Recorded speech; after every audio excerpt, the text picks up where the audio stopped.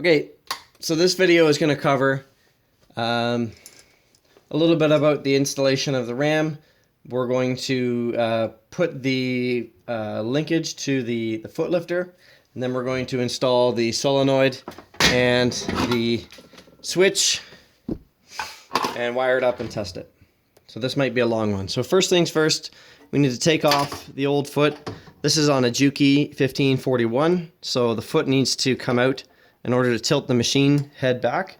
So what I had done is I had just tied a piece of paracord around it and had it hang off of a little hook right here.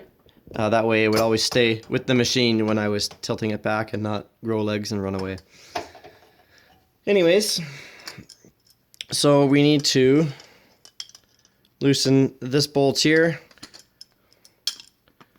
Okay, and now this component comes off. We can put this puppy back on. And then, because this is actually been set up once, we'll loosen this bolt right here. Okay, and with the ram fully extended,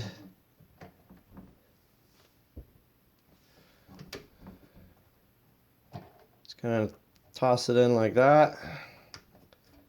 So that threaded rod is going into that directional change coupling.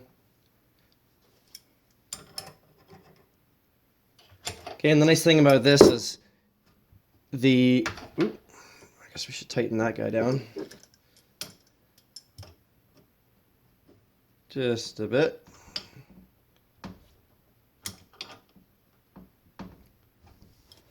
So this entire component comes off even with the ram on, and so we can tighten it nice and good.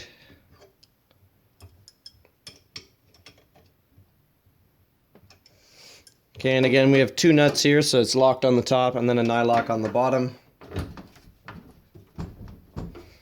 Okay, and this ram, it's an L-shaped piece of aluminum extrusion with a couple of holes drilled in it and some 1/4 inch by 1 inch lag bolts with washers up through there, fastener through the